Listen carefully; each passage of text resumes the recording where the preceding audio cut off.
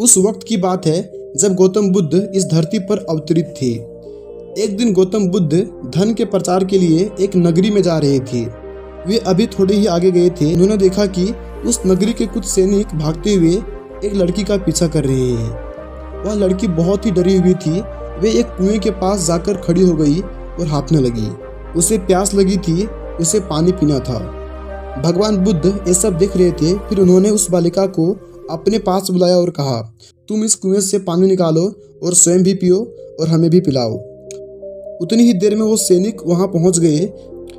भगवान बुद्ध ने अपने हाथ के संकेत से उस सैनिकों को रुकने को कहा। फिर उस बालिका ने गौतम बुद्ध को कहा कि महाराज, मैं तो अछूत हूँ, मैं इस कुएं से पानी निकालूंगी, दूषित हो जाएगा, मैं आपको कैसे पानी पिला सकती हूँ। भगवान बुद्ध ने उसे फिर से कहा, बेटी, मुझे बहुत जोर से प्यास लगी है, पहले तुम मुझे पानी पिलाओ। उसी वक्त वहाँ पर उस नगरी के राजा पहुँच गए। उन्होंने बुद्ध को नमन किया और सोने के बर्तन में पानी देते हुए कहा, महाराज ये लीजिए केवड़े और गुलाब का सुगंधित जल आपके लिए। लेकिन बुद्ध ने उस पानी को लेने से इनकार कर दिया और कहा कि हम इस बालिका के हाथ से पानी पिएंगे। राजा थोड़ी देर वहां रुक गए। बुद्ध ने फिर से उस बालिका से अपनी बात दोहराई। फिर बालिका से रहा नहीं गया और इस बार साहस बटोर कर उसने कुएं से पानी निकाला। फिर पानी स्वयं भी पिया और बुद्ध को भी पिलाया। फिर पानी पीने के बाद बुद्ध ने बालिका से पूछा, पुत्री, तुम इतनी डरी हुई क्यों हो? तुम्हें किससे भय है? फिर बालिका ने पूरी बात बताई कि मुझे राजा के दरबार में गाने का अवसर मिला था। मैंने गीत गाते हुए नृत्य किया, सभाजनों ने खूब आनंद लिया, महाराज को भी बहुत अच्छा लगा। फिर उन्होंने मुझे अपनी माला मुझे भेंट की, लेकिन महाराज को किसी ने बताया कि मैं एक अछूत कन्या हूँ। फिर महाराज ने उस कन्या से पूछा कि क्या तुम एक अछूत कन्या है? फिर मैंने बताया कि हाँ, मैं अछूत हूँ।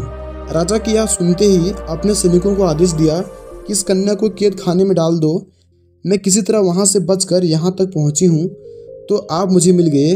बुद्ध ने पास में खड़े उस राजा को, सुनो राजन, मैं चाहता हूँ कि मेरी इस बात को आप सदैव याद रखें कि किसी भी इंसान की पहचान उसके धर्म या जाति से नहीं पर उसके गुण और कर्मों से की जाती है। जिस बालिका के मधुर कंठ से निकले गीत और नृत्य का आप सबने आनंद उठाया है, उसे पुरस्कार दिया है। जिनके कार्य इतने अच्छे हैं वे अछूत हो ही नहीं सकती और आप उसे अछूत कह रहे हैं।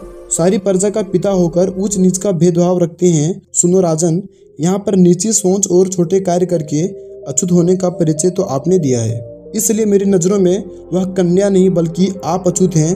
उस नगरी के राजा को अपने इस कार्य से घृणा होने लगी और बहुत पछतावा हुआ। फिर वह बुद्ध के चरणों में गिर पड़े और क्षमा मांगने लगे और कहा कि आपकी इस बात को मैं सदैव याद रखूंगा। फिर वहाँ से चले गए। इस कहानी से हमें यही शिक्षा मिलती है कि कोई भी इंसान अपने कार्यों और विचारों से बड़ा बनता है, अपने धर्म या जाति से नहीं। ऐसे छोटे विचार रखकर खुद अछूत ना बने बल्कि ऊंच नीच का भेदभाव भूलकर एक अच्छे मानवता का परिचय दें।